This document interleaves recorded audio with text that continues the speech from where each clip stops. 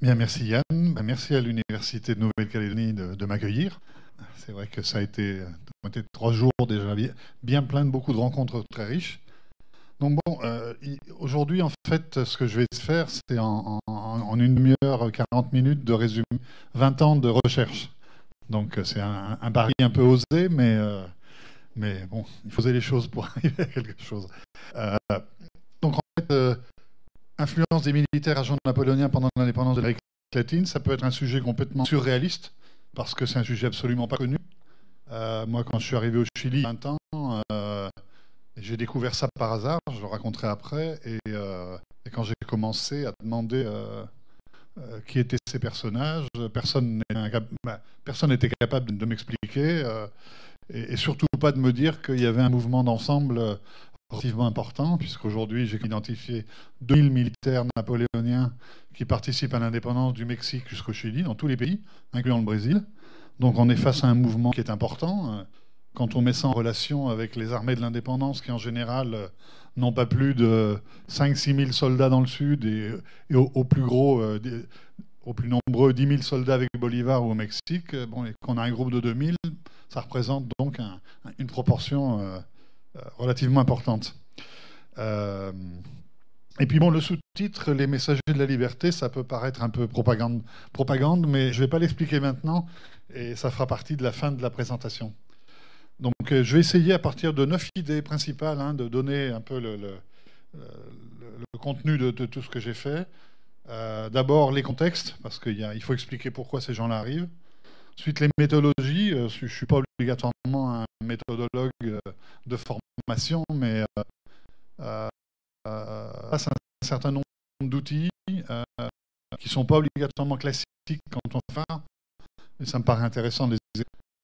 Ensuite, ça m'a obligé à faire révision critique de l'histoire du 19e siècle, ça après.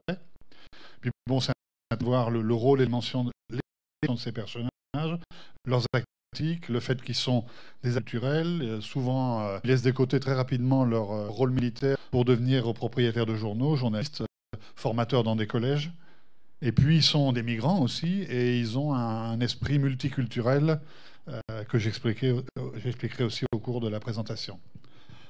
Donc en relation au contexte, bon, on est au début du 19e siècle, et depuis l'indépendance nord-américaine, on assiste à ce qu'on peut appeler un changement du monde occidental, qui va se poursuivre avec la Révolution française, avec tous les mouvements libéraux d'Europe, et qui va se terminer en Europe au moment de l'unification de l'Allemagne et de l'Italie, mais qui a une conséquence importante sur l'Amérique latine. Bon, ça peut paraître aussi un peu provocateur de dire ça, quand on sait que l'Amérique latine, il y a des peuples indigènes dans tous les pays, ou presque. Mais en fait, ce sont des acteurs de second ordre au moment de l'indépendance. Et quand ils agissent, en général, ils agissent contre l'indépendance, pour un certain nombre de raisons que j'expliquerai. Donc, en fait, ce ne sont pas eux les leaders de l'indépendance. Bon, pour autant, ceux qui lidèrent les mouvements d'indépendance sont des représentants des familles qui ont réussi à obtenir une certaine richesse économique durant la colonisation et qui veulent ajouter à leur richesse économique le pouvoir politique de manière à pouvoir développer encore plus leur richesse économique. Alors, il y a plusieurs manières de voir ça. Moi, qui sont trois concepts qui sont en compétition entre eux, mais qui sont trois manières de décrire ce qui se passe. L'évolution du monde occidental, d'autres parlent de l'espace atlantique, et d'autres parlent des hyper-concepts. En fait, c'est plus que tout un débat sémantique sur le vocabulaire, mais ce sont trois manières de montrer qu'en fait, il y a tout un monde qui est en train de changer. En fait, on va en moins de 50 ans abolir 1000 années de monarchie absolue et installer des régimes républicains. Quand on parle de l'histoire de l'humanité de notre ère, c'est vraiment un des moments les plus importants du changement de l'organisation sociale et politique des sociétés. La troisième idée, donc, bon, ça a beaucoup à voir avec ce qu'a écrit Eric Hobsbawm, qui est un des plus grands historiens de la deuxième partie du XXe siècle, et notamment son livre qu'il appelle L'ère de la Révolution, qui est justement le fait que, selon lui, j'ai rien inventé en le disant, c'est lui qui l'a dit le premier, On est vraiment dans un changement fondamental de ce qu'on peut considérer comme le monde occidental. Et puis la troisième chose, qui est une des conclusions de mon projet, mais je ne suis pas non plus le seul à le dire, c'est qu'il faut qu'on arrête de parler de la création de l'État-nation au début du XIXe siècle. Ça n'a aucun sens. On crée des nouveaux États, mais il n'y a pas de nation. Et c'est la même chose en France. On arrête de me parler de la nation française au moment de la Révolution ou de la nation américaine au moment de l'indépendance. Encore que sur les États-Unis, on pourrait imaginer que les colons ont cultivé une espèce d'identité, ils ont obtenu une espèce d'autonomie d'action de la part du gouvernement des îles britanniques, mais bon, c'est peut-être le seul mouvement social qu'on pourrait associer à une certaine identité nationale. Je mets beaucoup de guillemets à ça. Parce qu'en fait, la vraie indépendance des États-Unis, c'est à la fin de la guerre de sécession, quand ils choisissent le modèle économique. Et c'est là où on commençait vraiment à parler d'une nation nord-américaine. Donc, on est quand même à que 100 ans après l'indépendance. Hein. Et en ce qui concerne l'Amérique latine, il faut attendre, en général, la fin du XIXe siècle pour voir apparaître les premiers concepts vraiment d'appartenance nationale. Et on va expliquer un peu pourquoi ça se passe. Donc, comme je le disais au début, hein, c'est une ligne originale, parce qu'en fait, personne ne l'avait travaillé avant. Moi, j'ai eu beaucoup de mal à démarrer la recherche parce que je n'avais pas de référence, même bibliographique. Moi, je me suis donné le travail pendant près d'un an de lire tout ce qui avait été publié en Amérique latine sur l'indépendance. Et ben, sur ce sujet-là, il n'y a vraiment pas grand-chose. C'est très pauvre. Alors, on note à un moment donné, tel officier napoléonien est le chef d'état-major de l'armée des Andes de San Martin, ou tel autre est un général qui dirige la première école militaire de Bolivar. Mais ce sont des choses ponctuelles qui permettent absolument pas d'avoir une idée d'ensemble. Et moi, quand j'ai découvert ça à partir d'un personnage, à partir du nom du personnage dans une rue à Valdivia. Valdivia, c'est une ville qui est à 1 heure au nord d'Osorno, d'où je suis, dans le sud du Chili. Et à côté j'habitais, il y avait une rue Georges Beauchef. Donc ça ne sonnait pas vraiment espagnol, encore moins mapuche. Et quand j'ai commencé à demander ce qui était ce Georges Beauchef, d'abord, il n'était pas écrit de la même façon à l'entrée et à la fin de la rue. Le premier Beauchef, c'était avec un seul F, le deuxième, c'était avec 2 F. Une fois, le prénom était en français, l'autre fois, il était en espagnol. Et personne n'a été capable de me dire Beauchef, oui, si tu dis que c'est français, ça doit être français. Bon. Et puis après, semaine après, je découvre au bord d'une des rivières de Valdivia une statue de Georges Beauchef, colonel français de l'indépendance du Chili. Alors, vraiment, ça m'a surpris. Je me dis, qu'est-ce que ce type faisait par là et avec un grade de colonel, ce qui est quand même pas rien. Et puis, dans une librairie, la libraire, qui était une femme très cultivée de cette ville, me dit, mais non, c'est un officier de l'Empire napoléonien qui est arrivé au Chili après les guerres de l'Empire, et c'est lui qui a dirigé les troupes qui ont pris le contrôle de la ville de Valdivia contre les Espagnols. Et elle me dit, je connais une d'histoire retraitée à Valdivia qui a ses mémoires, parce que ses mémoires ont été publiées. Elles avaient été publiées en 1967 par le directeur de la Bibliothèque nationale. Et soyez pas timide, entrez. Et donc, en découvrant ces mémoires, je me suis aperçu que les mémoires nommaient près de 50 officiers napoléoniens seulement dans le sud du Chili. Donc là, vraiment, ça a été une surprise importante. Et puis, en plus, Beauchef était arrivé par l'Argentine, donc il avait déjà combattu en Argentine. Et ensuite, il avait fait partie de l'expédition de libération du Pérou, donc il avait aussi combattu au Pérou. Et là, il avait rencontré d'autres. Donc, il y avait une espèce de ramification et l'apparition d'un nombre de personnes, d'un nombre de personnes qui étaient vraiment en dehors de tout contexte de l'époque, autant historiographique que de connaissances populaires, si on peut dire ceci ainsi. De cette manière. Je vais certainement mettre plein de mots en espagnol dans l'exposition, s'il y a doute. Soyez des bons élèves, levez la main, et j'essaierai de le traduire. Donc, un thème nouveau, mais après l'avoir étudié pendant plus de 15 ans, qui est volontairement inconnu. Et j'en reviens un peu à cette critique de l'historiographie du 19e siècle. En fait, comme ce sont des pays neufs, bon, ils n'ont pas d'histoire écrite.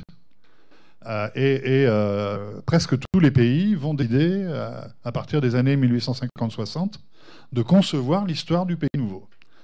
Et les historiens de cette époque, ça peut ne pas avoir changé souvent, sont en fait des sujets politiques, en général relativement proches des gouvernements en place. La plupart des historiens qui ont écrit les premières histoires nationales ont tous été ministres, ont tous été ambassadeurs, et certains au Mexique, Alemán a été président de la République.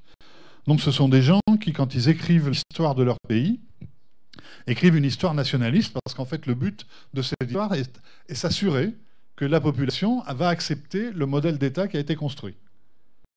Par exemple, au Chili, Barbarana et Vicuña Mackenna, les deux grands historiens du 19e siècle, l'un va être ministre, l'autre va être ambassadeur. Mitre en Argentine va être vice-président, va être ministre. Restrepo en Colombie et Venezuela va être vice-premier ministre. Et Alemán au Mexique va être président de la République. Donc il n'y a pas de doute sur le lien très proche entre ceux qui conçoivent l'histoire et ceux qui dirigent le pays. Ensuite, en plus, ils sont tous membres de gouvernements plutôt conservateurs. Donc, plus nationalistes que des gouvernements qu'on pourrait baptiser d'une manière un peu légère, un peu plus progressiste. Je ne sais pas si ça veut dire grand-chose encore aujourd'hui. Donc, évidemment, quand on commence à lire leurs histoires, on a vraiment une histoire qui est très attrayante et qui fait entrer dans la tête des gens cette idée que le peuple du Chili s'est levé en 1810 pour obtenir son indépendance. C'est complètement faux. Le peuple du Chili n'a aucune idée de ce qui est en train de se passer. Il y a 10% de la population qui sont les grands propriétaires qui, comme je le disais avant, veulent lier à leur pouvoir économique le pouvoir politique et qui obligent leurs employés dans les grandes haciendas à se transformer en soldats pendant les guerres de l'indépendance. Ce n'est pas du tout un choix populaire. J'ai rien contre la mobilisation populaire, mais on ne peut pas la mettre n'importe où, n'importe comment.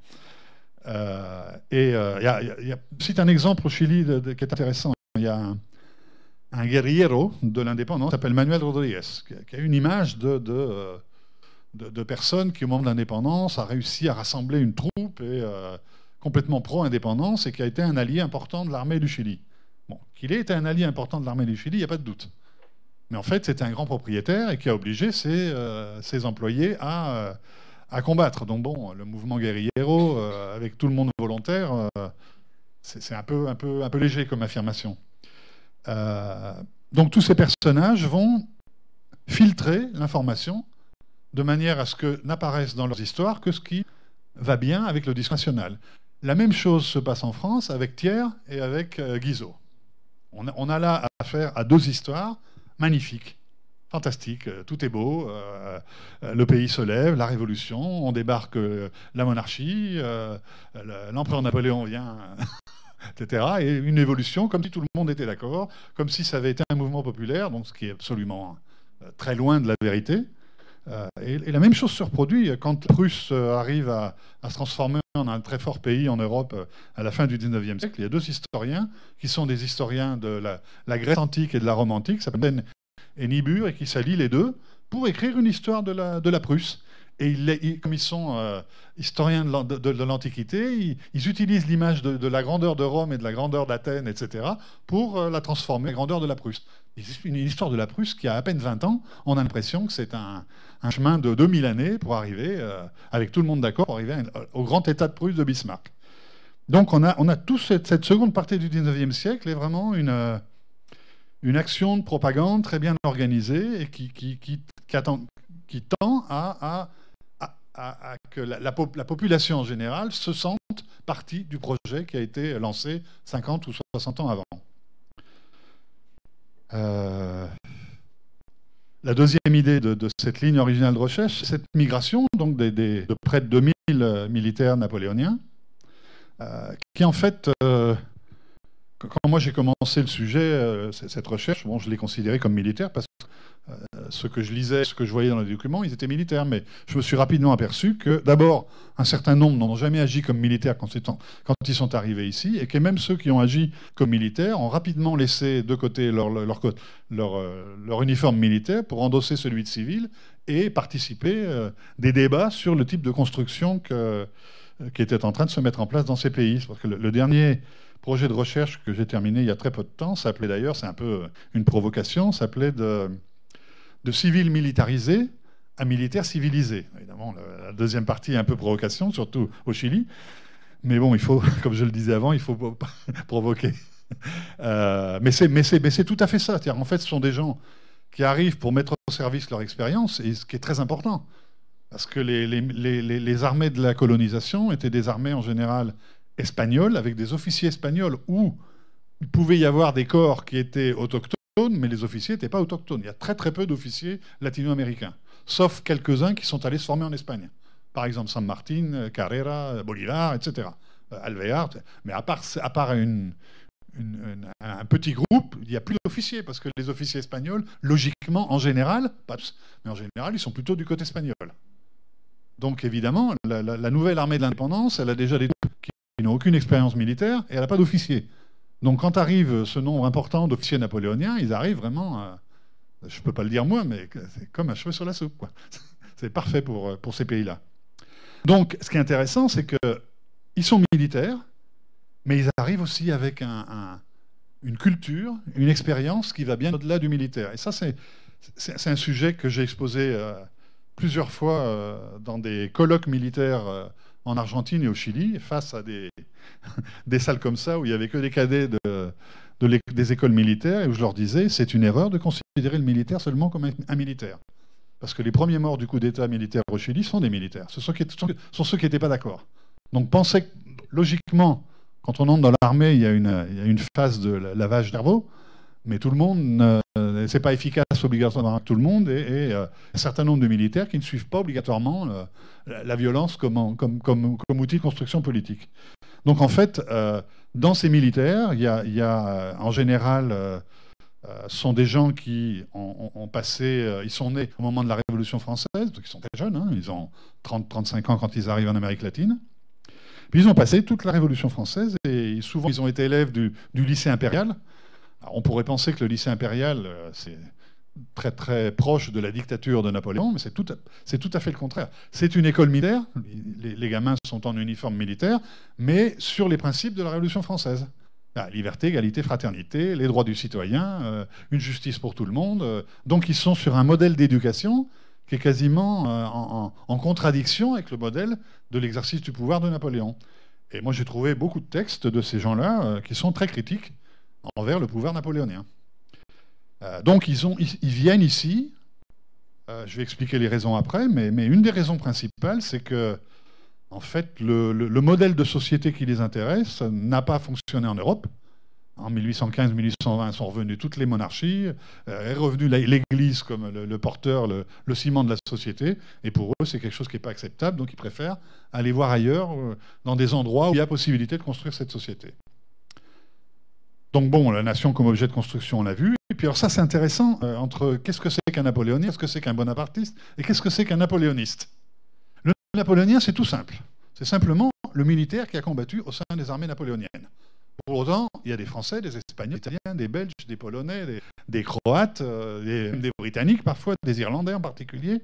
En fait, c'est un melting pot européen. Et il y a même des Égyptiens, il y a de tout. Hein. Et quelques latino-américains qui étaient en Espagne à ce moment-là, et qui du coup vont entrer dans l'armée révolutionnaire française. Par exemple, Miranda, le grand leader de l'indépendance du Venezuela, il était général de l'armée française en 1792-1793. Les napoléoniens, ça n'a aucun caractère politique. C'est simplement des gens qui ont combattu dans les armées napoléoniennes.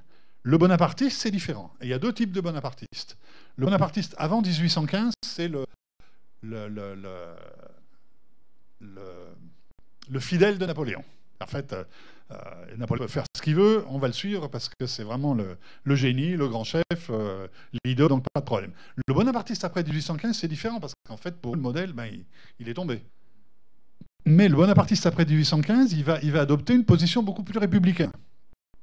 Et souvent même républicaine assez excessive. Il y a d'ailleurs, quand on voit la naissance du Parti républicain en France jusqu'à la République de 1948, il y a un nombre d'officiers napoléoniens impressionnant, avec un discours souvent quasiment brutal hein, sur comment il faut sortir de cette société monarchique et entrer dans une société républicaine.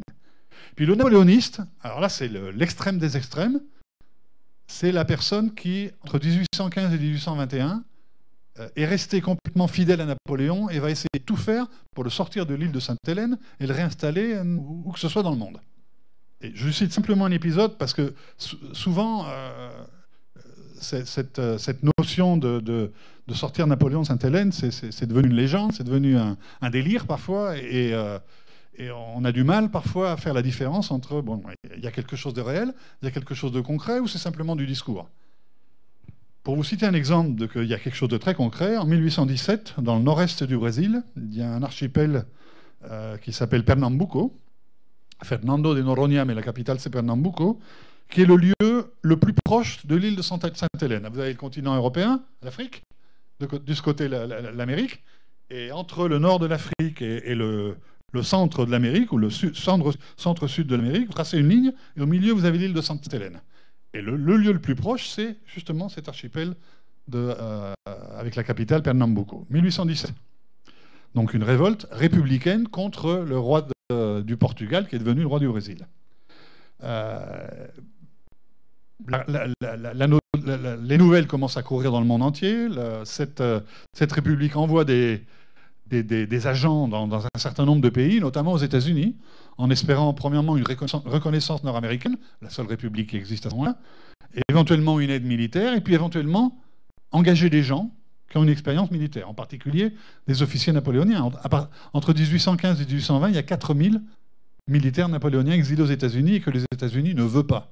Ils ne savent pas quoi en faire. Ça les embête. Déjà, les Français aux États-Unis n'ont pas toujours une bonne cote, mais en plus, s'ils sont militaires et s'ils viennent de l'Empire napoléonien, c'est dangereux. Et la personne qui représente la République de Pernambuco s'appelle Olga, et c'est un ancien officier du régime portugais de l'armée de Napoléon. Donc évidemment, il va s'apercevoir très rapidement qu'il ne va avoir aucun soutien des États-Unis, officiel en tout cas. Donc il se rapproche premièrement de José Bonaparte, le frère de Napoléon, qui est exilé aux États-Unis, finance beaucoup de mouvements d'anse, qui finance la vie de beaucoup d'officiers napoléoniens qui n'ont aucun autre moyen de survivre. Et lui, il le met en contact avec des banquiers, avec des maçons, des francs-maçons de haut niveau, et avec des officiers napoléoniens. Et ils arment 2 bateaux, avec chacun 70 officiers, la grande majorité napoléonienne, d'autres des Nord-Américains, des républiques convaincus, pour aller jusqu'à Fernando de Noronha et Pernambuco et participer à la République. Comme c'est très bien organisé, quand ils arrivent, la République est morte. Les Portugais ont repris le dessus, et donc ils débarquent, ils se font arrêter immédiatement. Et celui qui dirige l'expédition s'appelle le colonel Latapie. Il faisait partie de l'état-major particulier de Napoléon, un type qui a un prestige militaire incroyable. Et alors, devant la stupeur complète des policiers portugais, qui ont dû quand même bien le secouer pour qu'il arrive à dire ce qu'il va dire, il annonce que, bon, c'est sûr que c'était intéressant la République de Pernambuco, mais ça, c'est pas la mission première. La mission première, c'est qu'on attend la flotte chilienne, qui est dirigée par un amiral britannique, Cochrane, qui a combattu contre Napoléon, mais qui ensuite s'est fait expulser de l'armée britannique, qui a perdu son titre nobiliaire et son poste de sénateur pour des problèmes politiques. Il est beaucoup plus républicain que les Britanniques en général, et qui est devenu le chef de l'armée, le chef de la marine chilienne. Et sur ces bateaux devrait avoir embarqué une partie de l'armée des Andes, sous les ordres du général Michel Braillé, qui est un général important de Napoléon, qui est le chef d'état-major de l'armée des Andes et ensuite de la première armée du Chili. Alors bon, ça c'est du délire. C'est ce que viennent chercher ces officiers qui descendent des États-Unis, mais c'est un délire complet. Cochrane n'a aucun moyen. Par exemple, la flotte chilienne, c'est 3 vaisseaux. 3 vaisseaux pour transporter 20 000 hommes, à cette époque-là, impossible. Et puis Braillard n'a absolument pas les moyens de mobiliser l'armée sans la permission de San Martin ou de O'Higgins, qui bien sûr ne vont pas lui donner. Donc il y a comment on pourrait dire ça, il y a l'arrivée de plein d'informations, mais qui, quand on commence à les analyser, mais bon, et ces officiers, ils viennent pour ça. Et ils disent clairement, notre but, c'est aller avec ce bateau et cette armée, combattre la flotte britannique, 20 vaisseaux, 3000 Britanniques, pas surveiller Napoléon à Sainte-Hélène. Sainte-Hélène, ça doit être plus petit que Lifou.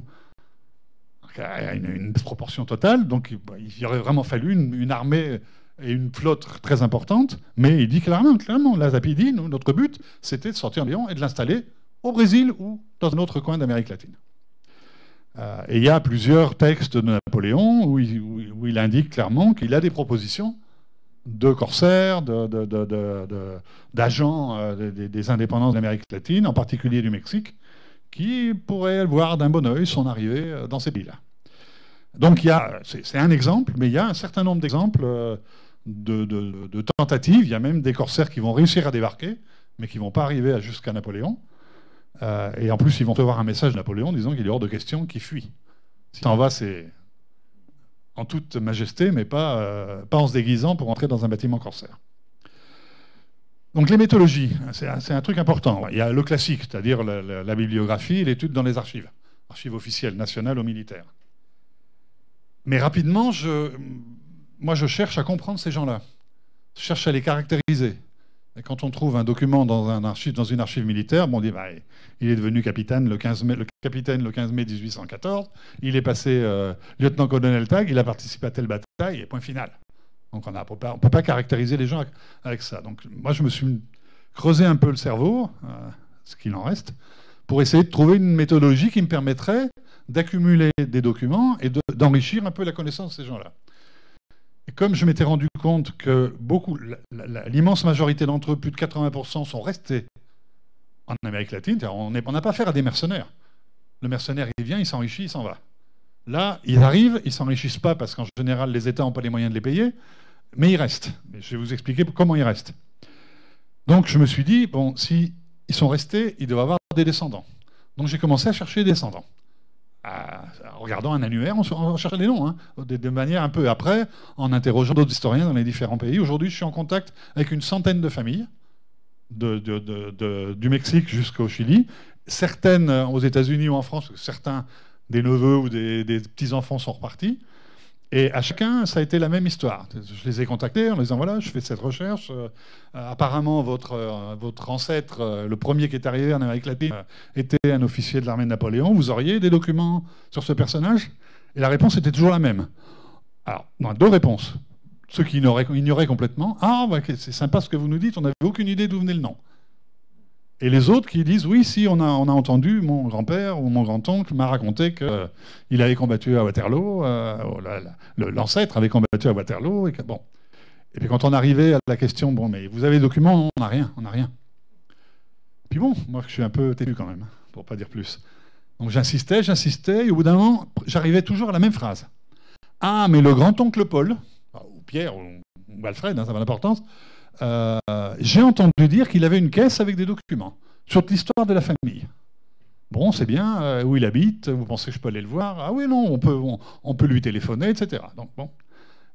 Et j'ai découvert une mine incroyable de documents. Des journaux, des mémoires, des lettres d'amour, des lettres aux parents.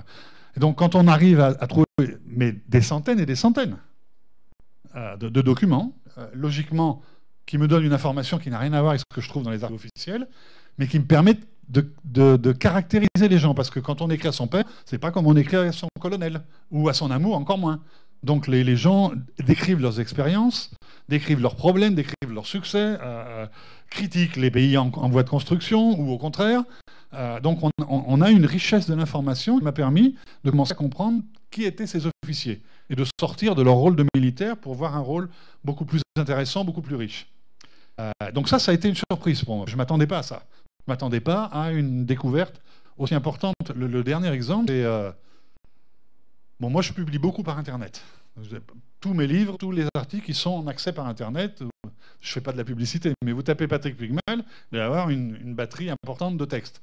Donc, logiquement, il y a une mode en plus en Europe que sur la généalogie, beaucoup de gens qui ont des problèmes d'identité essayent de récupérer une identité à travers l'étude de leur famille. Ça me paraît très bien. Et donc, au bout d'un moment, ils cherchent, par exemple, je dis n'importe quoi, Joseph Baclair d'Albe. Et à un moment donné, Joseph Baclair d'Albe, il voit cité dans plusieurs articles que j'ai écrits ou des livres. Donc, il me contacte. Ah, monsieur Puigmal, bonjour, j'ai lu votre article et mon arrière-arrière-grand-père, vous le nommez plusieurs fois, etc. Et, si ça vous intéresse, j'ai 30 lettres de lui quand il était au Chili, qu'il a envoyées à son père. Et ces gens-là sont complètement disposés, pas à me faire cadeau des lettres, j'en veux pas en plus, mais à me permettre de les scanner, par exemple, de prendre une photo et de les intégrer dans la recherche. Et là, donc récemment, il y a 6 mois, un peu plus, à fin 2018, on est en 2019, me contacte un personnage qui me dit j'ai vu un article où vous citez mon ancêtre, et mon ancêtre, il n'est pas du tout connu, même s'il a été général d'armée de Bolivar, ministre de la police de la République de Carthagène, et qu'il a conduit une expédition de Carthagène à Panama, etc. etc. Et je lui dis, ah ben oui, Benoît Chasseur, oui, je suis le petit, je sais quoi, fils. Il me dit, j'ai 2000 documents, 2000 documents, qui sont toute l'archive de la famille. Parce que lui, il était militaire et son frère était peintre, Théodore Chasseur-Hioux, qui est un peintre relativement connu de la deuxième partie du 19e siècle. Et donc il dit, j'ai à ma disposition 2000 documents, dont des lettres de Bolivar, manuscrites, qui n'existent dans aucun autre endroit. Ah, moi, j'ai commencé à baver. Et donc, lui, il m'a permis d'envoyer 2 amis que j'ai à Paris qui ont photographié les 2000 documents. Donc on a écrit ensemble un livre en France, publié en France, qui est une espèce de biographie novélisée du personnage, mais à partir des documents. Et moi, je travaille avec un certain nombre d'étudiants pour retrouver un peu la piste avec des documents plus locaux de ce personnage. Mais donc c'est constant, la découverte de documents qui, sans ça, n'existent en fait. Et souvent se perdent au bout d'un moment parce que, bon, dans un déménagement, dans un incendie, dans une inondation, ça disparaît. Donc, ça m'a permis Aujourd'hui, quand on fait de la recherche, il faut être productif, il faut publier, il faut gagner des projets, etc. C'est ce qu'on fait, donc d'avoir une productivité importante. Et puis, le second thème, je ne pouvais pas seul, même si je travaille avec des étudiants qui font leur maîtrise ou leur doctorat sur ces thèmes-là, on ne va pas être 150. Donc j'avais besoin de... Puis bon, c'est difficile d'obtenir des financements pour aller dans toute l'Amérique latine, voire en Angleterre, aux archives britanniques, en France, etc., aux États-Unis. Ce sont les lieux où il y a tous les documents. Donc j'ai créé un réseau de gens dont j'avais vu certains articles ou que je connaissais d'une manière ou d'une autre, en leur disant, bon, vous ne travaillez pas exactement ça, mais est-ce que ça vous intéresserait d'entrer dans un réseau qui ne serait en fait qu'un réseau d'échange de documents? C'est-à-dire, vous travaillez ce domaine, moi je peux chercher, quand je suis dans un centre d'archives, ce qui vous intéresse, en plus de ce qui m'intéresse. Si vous êtes d'accord, vous faites pareil. Et là, ça a été la même chose, une explosion de documents nouveaux, de surprises constantes. Et ça m'a permis de comprendre quatre idées importantes. Premièrement, l'indépendance, ça rime pas avec un pays nouveau. Il n'y a pas de lien entre le moment où l'élite d'un pays qui n'existe pas décide de se lever contre le pouvoir colonial espagnol et la transformation de ce territoire en pays. Il y a dans ces pays, par exemple le Pérou, où on a des mouvements indépendants complètement séparés, voire même opposés, parce qu'ils n'ont pas, dans l'idée, la même construction future. Et puis, en plus, le seul accord transversal et antérieur à l'indépendance de ces groupes-là, c'est sortir de la domination espagnole ou portugaise. Mais il n'y a aucune réflexion antérieure sur qu'est-ce qu'on va construire. Donc, qu'est-ce qui se passe? En général, on a une guerre d'indépendance qui n'est pas très longue, 10-15 ans, et après, on a 20 ans de guerre civile. Beaucoup plus coûteuse en termes de vie humaine, en termes d'économie, en termes de destruction des pays. Pourquoi? Parce qu'une fois que les Espagnols et les Portugais sont partis, il faut qu'on commence à organiser. Ah, mais qu'est-ce qu'on veut? Un État fédéral, un État unitaire, un État monarchie constitutionnelle, un État athée ou un État religieux, etc., etc., etc. Un État de libre-échange ou un État avec un État fort. Donc, évidemment, les militaires, qui sont ceux qui ont conduit le processus d'indépendance, eux, ils disent, dites donc, vous êtes bien gentils, vous les civils, mais c'est nous qui avons risqué notre vie, on a perdu un bras ou un œil, donc maintenant, c'est nous qui allons conduire les pays. Donc, si vous regardez les leaders des nouveaux pays de 1810 à 1830, il n'y a aucune exception, sont tous des généraux. Tous des généraux. Il n'y a aucun civil. Les civils vont arriver après 1830, au moment où le modèle commence à se former. Et c'est logique, parce qu'en fait, qui s'oppose? Des forces militaires. Donc on a des embryons nationales qui se divisent en fonction de l'idéologie du chef de l'armée. Donc pour ça, on a des mouvements d'indépendance qui ne vont pas correspondre obligatoirement aux pays qui vont exister après. Et puis on a même un pays qui ne va pas connaître d'indépendance, mais qui va être créé, qui est la Bolivie. La Bolivie, il n'y a pas de mouvement d'indépendance, ça n'existe pas, la Bolivie. Une grande partie de la Bolivie, c'est l'Argentine du Nord, ou éventuellement le Haut-Pérou, mais ça n'a jamais existé avant. C'est un peu comme la Belgique. J'ai rien contre les Belges, hein, mais la Belgique, on l'a créée chaque fois qu'on avait besoin d'un tampon entre l'Allemagne et la France. La Belgique, la Hollande, c'est un peu... bon, il y a d'autres pays comme ça. Hein. Donc là, il y a, pour des raisons géostratégiques, pour des raisons politiques, pour des raisons de domination, on va déterminer des frontières en fonction de certains mouvements idéologiques, mais pas obligatoirement, loin de ça, de mouvements nationalistes. Alors ça, c'est ce que je l'ai dit avant, ça n'existe pas. Logiquement, tous ces gens sont des libéraux. Mais alors c'est pareil. Les libéraux, il y a de tout. Le conservateur, c'est celui qui veut conserver. Donc le conservateur, c'est le monarchiste. Il n'y a pas envie de changer le régime antérieur. Après, tout le reste sont libéraux. Du plus autoritaire, du plus dictatorial, au plus progressiste, au plus fou. Ils sont tous libéraux. Mais il n'y en a pas un qui est d'accord avec l'autre.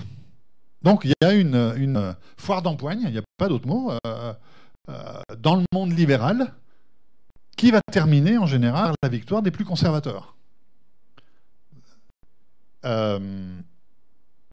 L'intéressant, et ces officiers napoléoniens, ils font quoi dedans? Bon, l'immense majorité sont libéraux républicains assez extrémistes. Sur les 2000 que j'ai identifiés, j'ai réussi à écrire la biographie 1400. Les autres, j'ai leur nom dans une liste ou dans un état-major, mais je n'ai pas trouvé plus de documents sur eux. Et c'est des gens qui ont des connexions incroyables. Parce que, comme je le disais, les premiers États n'ont pas les moyens de les payer, donc le risque de ces États, c'est qu'ils soient là 1 an ou 2 ans et qu'ils partent. Et en 1 an ou 2 ans, on ne forme pas des officiers. Donc qu'est-ce qu'on fait? On les marie avec des filles de bonne famille. Donc on organise des soirées, et ça, tous les pays d'Amérique latine vont faire. J'ai eu des gens de la bonne société chilienne ou argentine qui m'auraient bien coupé la tête quand j'ai dit ça, parce qu'en fait, c'était comme si je leur disais que le gouvernement avait prostitué les filles des bonnes familles. Mais en gros, c'est un peu ça. Prostituer avec un seul, c'est moins grave. Mais bon. Donc on organise une fête où il y a toutes les filles de la bonne société et où il n'y a que des officiers étrangers. Il n'y a pas un seul Chilien, par exemple. On appelle les tertulias. Ces assemblées culturelles où les gens viennent, il y en a un qui joue du piano, l'autre du violon, l'autre qui lit un texte, et on parle. On parle de politique en général. Et donc ça permet la relation. Ces officiers napoléoniens, en général, sont des gens de très bonne vie sociale. Ce sont des fils d'agriculteurs, des fils de commerçants, de petits artisans. Et ils vont se retrouver, en 1 an ou 2 ans, mariés avec les plus grosses fortunes du continent. Donc ça les change complètement, mais ça les met à un rôle supérieur, parce qu'ils ont, du coup, une possibilité d'influer sur le type d'État qui va se construire. Donc on les voit, à partir de leur mariage, se transformer en acteurs politiques. Donc avec un certain nombre d'outils. La parole d'abord, mais surtout l'écrit. Donc ils vont créer des journaux, ils vont écrire des articles, ils vont créer des collèges, ils vont être professeurs. Ils sont les professeurs de quasiment toutes les premières écoles militaires. Quand Bernardo O'Higgins crée la première école militaire du Chili en 1817, les 6 professeurs sont tous napoléoniens. 2 Espagnols et 4 Français. Donc évidemment, qu'est-ce qu'ils font? Eh bien, ils utilisent les stratégies de l'artillerie, de la cavalerie, de l'infanterie napoléonienne. Les uniformes sont une copie des uniformes des grenadiers de l'armée impériale, etc. etc. On a toute une génération de ceux qui vont être les officiers à partir de 1825-1830, formés à partir des conceptions stratégiques napoléoniennes. Proche ou loin des leaders, ça c'est le grand problème qu'ils ont. Ça dépend de quels leaders ils sont. S'ils sont avec celui qui gagne, ça va bien pour eux. S'ils sont avec celui qui perd, ils vont être exclus de l'armée, ils vont être expulsés du pays. Certains vont être fusillés, d'autres vont être emprisonnés. Donc ils ont une vie qui fluctue en fonction de la vie politique et des guerres civiles entre 1825 et 1835. Donc on a constamment une proximité ou un élément du pouvoir pour des raisons idéologiques. Donc ce qui fait qu'en fait, ils sont beaucoup plus importants. C'est beaucoup plus important dans leur vie, leur rôle politique, que leur rôle militaire, parce que leur rôle militaire, s'ils l'avaient suivi sans se mêler de politique, ils arriveraient tous à un très, très haut grade. La plupart vont arriver à un très haut grade, mais certains vont être obligés d'attendre 20 ou 30 ans. En 1830, quand les conservateurs remportent la victoire de l'Irkei au Chili et installent un gouvernement ultra-conservateur, ces militaires sont expulsés pendant 20 ans. Benjamin Viel, José Rondissoni, un Italien, vont passer au Pérou ou en Équateur avant de revenir et de devenir enfin généraux de l'armée chilienne. Ce qu'ils auraient dû être beaucoup avant, mais bon, pour des raisons idéologiques, ils n'ont pas pu le faire. c'est intéressant. Donc après avoir compris tout ça, je me suis dit, mais bon, il faut que j'arrive à fouiller un peu le pourquoi de leur présence ici. Alors, on sait qu'il y a, en 1815, il y a des militaires babyloniens qui sont en Égypte avec Mehmet Ali, d'autres qui sont en Perse, d'autres qui vont aller en Russie, d'autres qui sont en Pologne, qui vont participer à les révolutions libérales en Italie, hors de l'Italie, en Espagne, au moment contre la lutte contre Fernando VII, il y a un nombre incalculable d'officiers napoléoniens, libéraux maçons en général, ou Carbonari quand italiens. C'est-à-dire pro-indépendance italienne ou pro-régime démocratique avec une justice et une éducation pour tous. Ce sont un peu les principes des maçons à ce moment-là. Donc ils participent à tous les changements en Europe. Pas de chance pour eux, sont tous des échecs. Donc ce sont des gens qui terminent expulsés de chacun des pays où ils sont. Expulsés de France, expulsés d'Italie, expulsés d'Espagne, expulsés de Pologne ou éventuellement de Russie. Bon, ça, c'est le groupe des plus politiques. Après, les autres, ils sont très compliqués. En 1815, en Europe, il y a 6 millions d'hommes sous les armes. Un an après, il en reste 2. Il n'y a plus de guerre, donc on n'a pas besoin d'armée aussi importante. Ce sont des gens qui ont fait 20 ans dans l'armée. Ils ne savent rien faire d'autre. Ils ont rompu les liens avec leur origine paysanne, commerçante ou artisanale. Ils n'ont aucune envie d'y revenir. Le problème, c'est que l'armée, c'est un facteur de développement économique très fort. 6 millions d'hommes, ça veut dire 20 millions d'uniformes, des millions d'armes, des millions de chevaux, les millions de nourriture pour tout le monde, une organisation incroyable. Et ça, pour l'économie, la France devient un pays industriel grâce en partie à la napoléonienne. Et ça, on ne le dit jamais. Ce n'est pas l'industrialisation c'est comment on finance l'industrialisation. Les grandes banques qui la financent, en partie la banque Rothschild est au moment de l'Empire napoléonien. Celle qui prête l'argent à Napoléon pour armer donc avec un bénéfice et un gain énorme. Et c'est ça qui permettra à la France de rattraper le retard très important sur la Grande-Bretagne, par exemple. Donc ces soldats, ils se retrouvent dans une pauvreté, une indigence totale. Ils ne sont pas obligatoirement acceptés dans les rues de Vienne, parce qu'ils arrivent avec une aura, ils ont ces 20 ans dans 10 ou 15 pays différents, ils parlent 2 ou 3 langues, ils ont un niveau culturel, logiquement une ouverture bien supérieur au paysan qui n'est jamais sorti de sa terre, ou à l'artisan qui est dans son échoppe, ou au commerçant dans sa boutique. Donc, ce sont des gens qui ont quasiment une incapacité de réinsertion. Il y a un chiffre intéressant. Hein. Quand Napoléon III prend le pouvoir, 30 ans après, il récupère une partie de l'héritage de Napoléon, et Napoléon lui avait laissé une somme très importante pour qu'au cas où il y ait un nouveau Napoléon qui soit leader de la France, il puisse offrir une prime aux survivants de l'Empire. Donc, quand Napoléon III prend le pouvoir, il fait faire une enquête sociale dans toutes les mairies. Dites-nous, je parle de 1857, hein, dites-nous s'il y a encore des militaires Napoléon vivants, dans quel état ils sont. Et on a toutes les listes. Parce qu'il va leur donner la médaille de Célène, pas un hasard. Napoléon a écrit son testament à Sainte-Hélène. Et donc, on s'aperçoit que c'est des gens d'une pauvreté incroyable. Ils sont tous estropiés après les Napoléon, donc ils n'ont pas pu retravailler, ont perdu une jambe, un œil, un bras. Ils n'ont aucune réinsertion. Donc, on parle de 40 ans après. Donc, on comprend pourquoi certains sont partis. Parce que c'est un moyen d'éviter ça. Troisième chose, ils ont leur formation politique. Donc, ils s'aperçoivent que les Bourbons, c'est pas bon pour eux. Donc, il vaut mieux qu'on aille voir dans un endroit en plus où les Bourbons sont en difficulté. Troisièmement, je suis désolé, ils ont une haine profonde de l'Espagne. La guerre d'Espagne, c'est la plus sauvage de l'Europe en ce moment. Et les deux côtés sont également sauvages. Vraiment, c'est une guerre de torture, de violation dans tous les sens. Vraiment, il n'y a pas grand-chose à sauver, il n'y a pas grand monde à sauver. Beaucoup de ces officiers ont été faits prisonniers en Espagne, ils ont parfois été torturés, ils ont été très maltraités, donc ils ont une haine contre les Espagnols. Donc imaginez, le meilleur des cas, on a un territoire dirigé par les Bourbons, où les troupes sont espagnoles, qui est en train de bouger, c'est un terrain idéal pour eux. On va trois coups d'un seul coup. On tape sur trois des ennemis. Là. On va construire une nouvelle société, on va mettre à bas les Bourbons, et en plus, le plaisir suprême, on va pouvoir taper sur les Espagnols. Je le dis en rigolant, mais c'est un peu ça. Hein. Le cinquième élément, c'est qu'en fait, ils se considèrent dès le début comme des militants nationalistes. Il y a une une comparaison qui est un peu osée, hein, mais certains ont fait avec les brigades internationales au moment du coup d'État de Franco et de la guerre civile espagnole. Le sujet biologique n'a absolument rien à voir, mais c'est vrai que quand on voit l'armée de Bolivar avec plus de 2000 Britanniques, avec près de 600 officiers de Napoléon, et qui combattent de manière très efficace, souvent plus efficace que les propres troupes vénézuéliennes ou colombiennes, on a là une espèce de brigade internationale qui est très, très puissante. Et donc, et eux, ils croient à ça. Enfin, militants, internationaux et libéraux.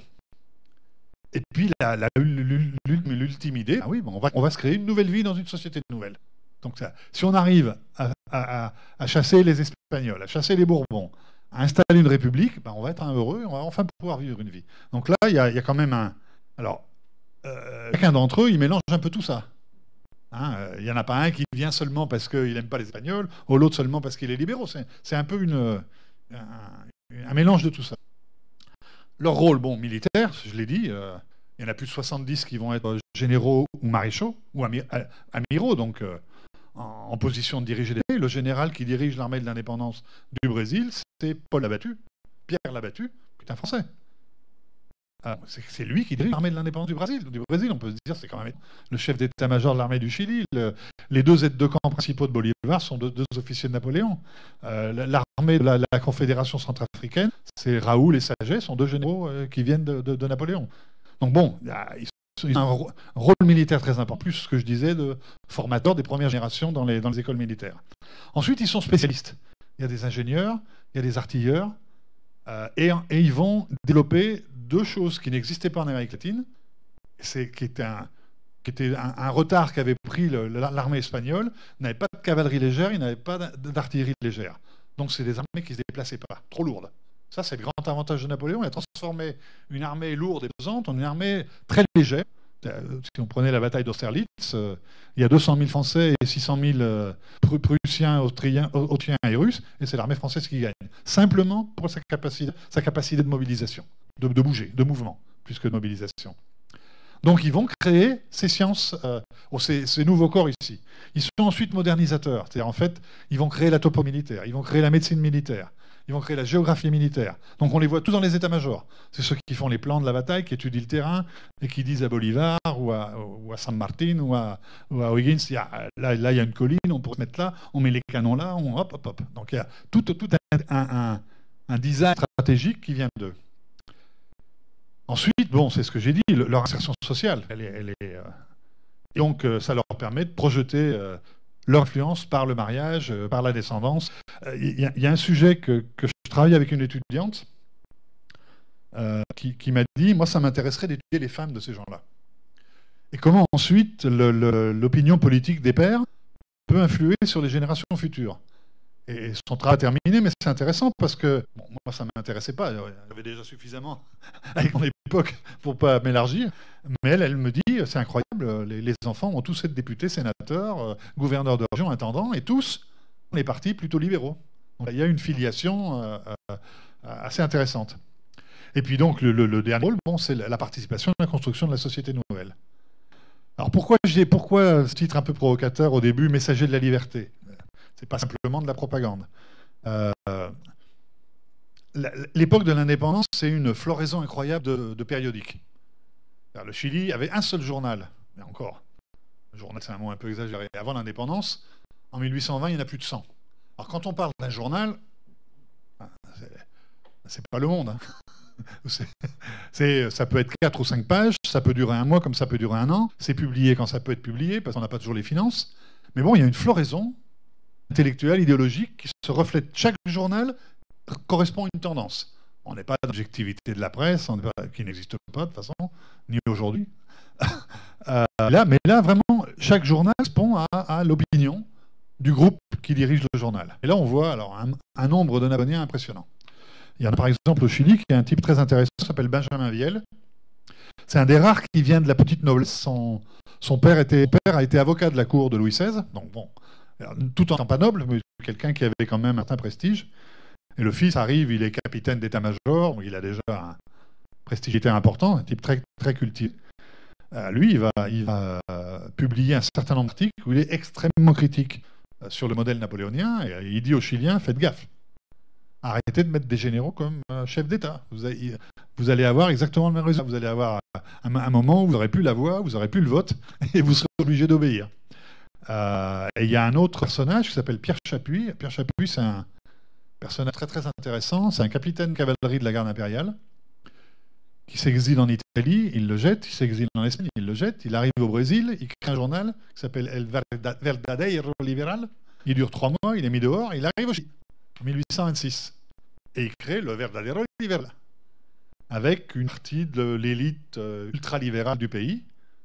Et bon, il a des messages sauvages. Il est complètement... alors lui, il est très napoléoniste, dans le sens où le modèle napoléon, lui, c'est bien. Donc un pouvoir fort, avec un homme qui a de la poigne, c'est très... Donc il entre dans une campagne de dénigrement du Sénat terrible. Il dit la moyenne d'âge des sénateurs, 110 ans, la moitié n'arrive même pas à marcher dans les couloirs, ils arrivent à peine à ouvrir un livre, ils sont tous malades, ils vomissent pendant les sessions. Non, il fait un portrait terrible. Mais en fait, le but, c'est de détruire l'image du Sénat. Et de montrer que s'il y a un homme fort en face, c'est pas grave. Ils sont le Sénat comme il est. Donc, bon. Alors, des gens qui sont très importants dans le débat politique.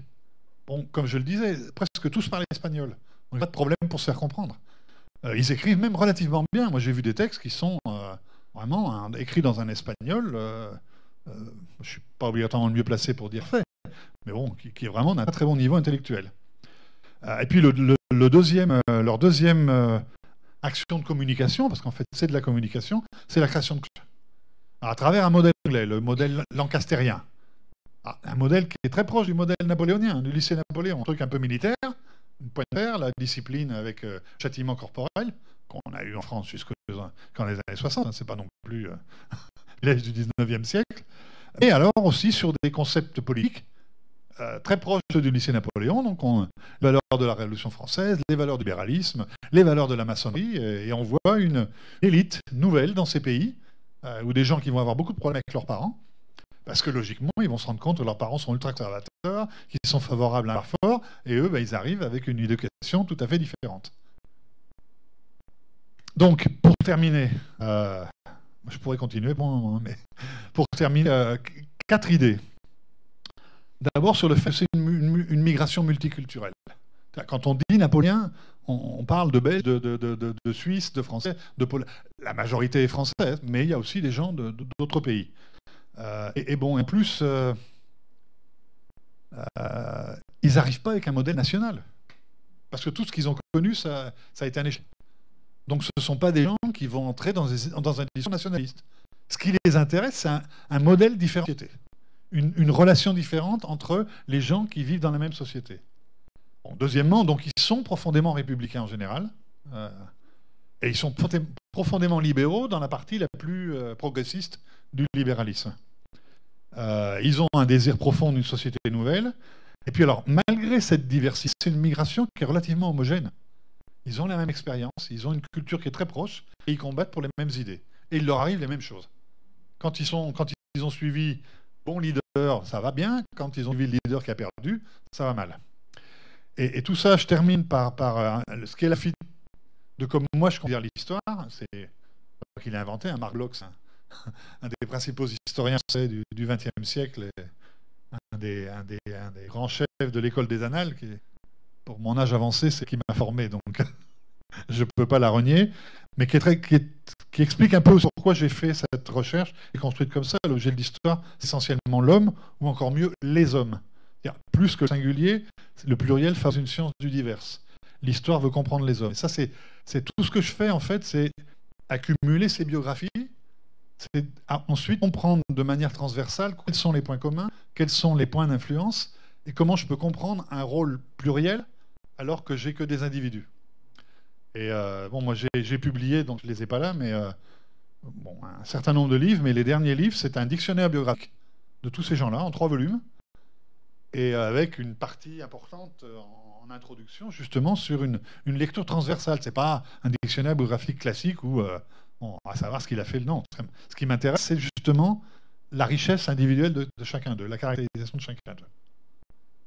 Voilà, je vous remercie de votre attention et je suis à votre disposition pour quelques questions. Et vous avez tout à fait le droit de ne pas être d'accord avec moi.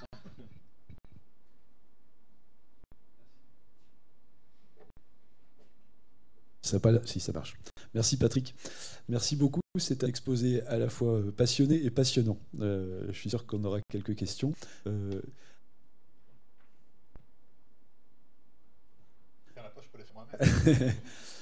Alors moi j'en ai une peut-être pour démarrer le débat, parce que tu as commencé avec Eric Hobsbawm, qui est pour moi aussi qui a été une révélation. Un bouquin qui m'a beaucoup marqué, c'est L'invention de la tradition, que tu connais certainement. Et ce que je trouve intéressant dans ta démonstration aussi, c'est que ça apporte un élément complémentaire à ce que nous dit Hobsbawm dans L'invention de la tradition, c'est-à-dire que là il y a un élément exogène. J'ai beaucoup de responsabilités. Non, mais on a ici un élément exogène qui intervient. Parce que de facto, ça veut dire qu'on a dans la construction des sociétés qui se mettent en place à ce moment-là, pas uniquement une revendication qui est une revendication d'une bourgeoisie qui tient à s'approprier un territoire et à le légitimer par la construction d'un État et d'une histoire qu'elle invente, mais en même temps une intégration d'idées nouvelles qui viennent de l'extérieur et par l'intermédiaire en fait d'un corps militaire, mais qui lui-même à sa spécificité, parce que la Grande Armée était multiculturelle. Une chose, ces idées-là, elles ne viennent pas simplement à partir de ces hommes-là, parce que la littérature a pénétré dans le continent. On trouve les bouquins de Rousseau, même s'il y avait une censure. Mais il y avait beaucoup de vaisseaux de commerce français. Le Chili, quand les Bourbons français ont envoyé le frère du roi pour diriger la couronne d'Espagne, il l'a envoyé en négociant. La possibilité qu'un port français, Saint-Malo, puisse avoir l'exclusivité du commerce avec le Chili, avec Concepción au Chili. Le port de Concepción, le port de Talcahuano, à l'époque, c'est un petit village complètement français. Il y a un ingénieur militaire qui arrive en 1720, qui s'appelle Fraisier. C'est lui qui va importer la fraise en Europe. Et il lui donne son nom. Parce qu'en espagnol, on ne dit pas fresa, on dit frutilla. Et lui, il va donner son nom à la fraise. Bon, c'est un épisode à part. Il arrive à Talcahuano, et il y a 10 vaisseaux français dans le port, le curé parle français, il y a la boulangerie, il a l'impression d'être dans un petit village français. Et en fait, lui, il décrit en disant, les bateaux arrivent et les gens vont voir les bateaux et ils veulent des livres. Parce que tous ces gens-là, tous ces marins, ces capitaines, ils savent que c'est un bon produit commercial. Donc les idées, elles pénètrent aussi par ces gens-là. Après, il y a une censure. Après, il y a des rapports de l'intendant de la couronne espagnole à Concepción qui parle vraiment de manière horrible de ces Français qui en font de la propagande et qui minent les bases de la société coloniale. Donc, mais il y a les deux. En fait, il y a par exemple, au Chili, il y a un épisode qui est très intéressant. En 1783, donc on est 6 ans avant la Révolution française, il y a une tentative de coup d'État de 3 personnes. Los Tres Antonios, les 3 Antoine. Antonio de Rojas, donc, qui est un intellectuel, grand propriétaire chilien, 2 Français, Antoine Gramusset, Antoine Bernet. 2 illuminés, républicains, 1783. Ils sont tellement convaincus de leurs idées qu'évidemment, ils se disent on va les exposer dans la principale caserne militaire de Santiago, et on va convaincre sans aucun problème les officiers, et on va faire la révolution, on va prendre le pouvoir. Évidemment, ça ne passe pas du tout comme ça. Ils sont arrêtés tous les 3, expulsés. Il y en a un qui va mourir pendant le voyage, etc., etc., etc. Mais pour dire que leur programme, c'est Rousseau. C'est Rousseau. Donc bon, il y a déjà ces idées, elles sont là. Bon, dans une élite, évidemment. Mais les Napoléoniens, quand ils arrivent, en fait, ils confortent un peu.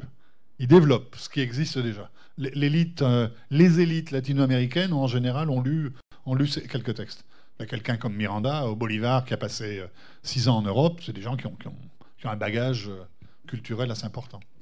Tu vois, tu as répondu par avance à la deuxième question que j'avais sur l'impact de la révolution romantique. Donc...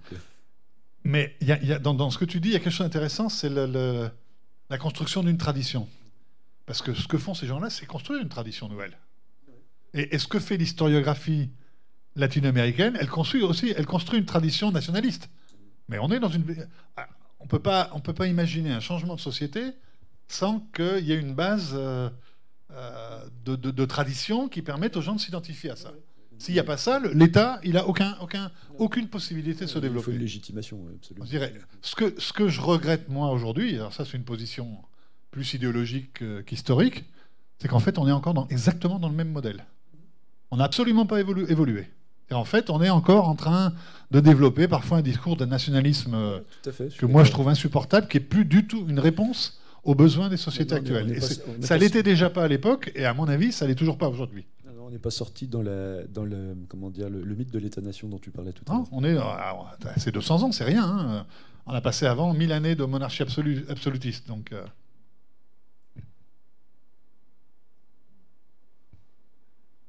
regarde fixement l'immense public.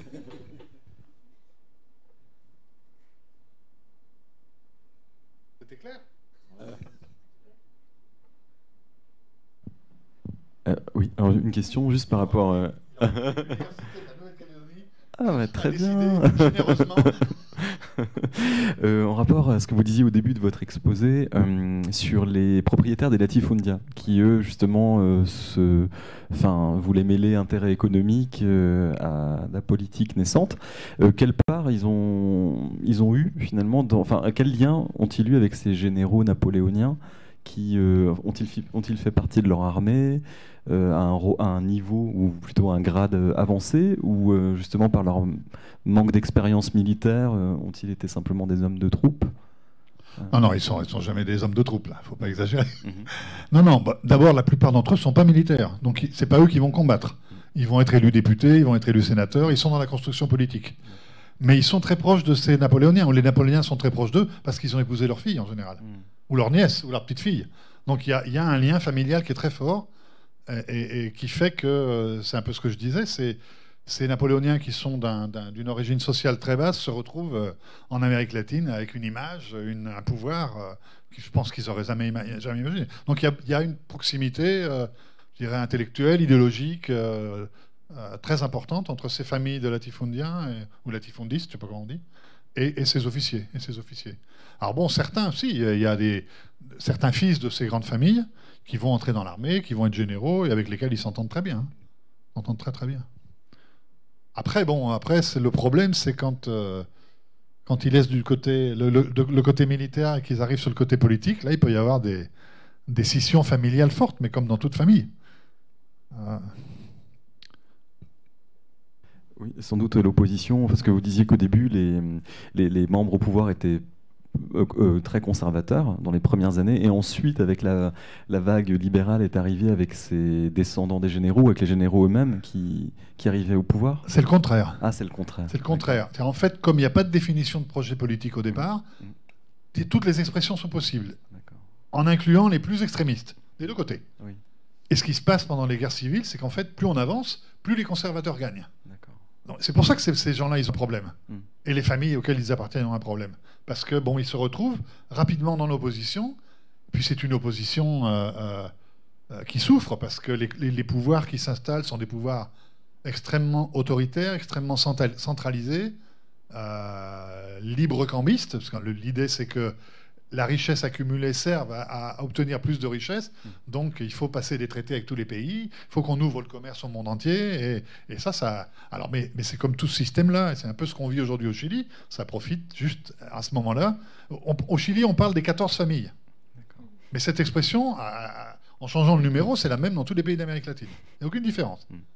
Il y a des études sur les réseaux familiaux au Mexique, par exemple, en indépendance, qui sont fantastiques. On voit que 4 ou 5 familles sont capables de faire se lever la moitié du pays, simplement parce qu'ils sont tous cousins, alliés, clients, etc. C'est des familles qui ont toujours même aujourd'hui, 200 ans après, qui comptent encore en politique. Il y avait des grandes familles chiliennes comme les Larraín, Eizaguirre, etc. Ils ont eu des ministres dans tous les gouvernements. Ces gens-là, ces familles-là, au moment de l'indépendance, s'ils ont 4 ou 5 fils, je peux vous assurer qu'il y en a chacun dans un parti. Donc ils sont toujours gagnants. Un de leurs fils va être dans le bon parti. Non, mais c'est incroyable.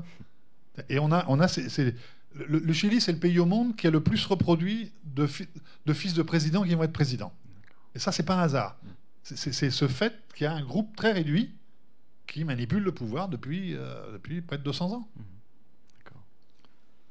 Il y a des accidents, il y a des choses originales, mais en général, c'est ça. Et ça se reproduit un peu dans tous les pays d'Amérique latine. plus ou moins, avec plus ou moins d'emphase selon les pays. Il y a quand même des caractères régionaux, des caractéristiques régionales qui peuvent modifier. Mais le point central, c'est ça. Hein, c'est ça. Merci. Donc, ce sont des familles latifondistes, mais en même temps de grands commerçants. C'est eux qui possèdent les bateaux de commerce. Donc, alors, ils possèdent la force de production, ou les mines, et les bateaux. Donc bon, pour être riche, c'est le chemin idéal.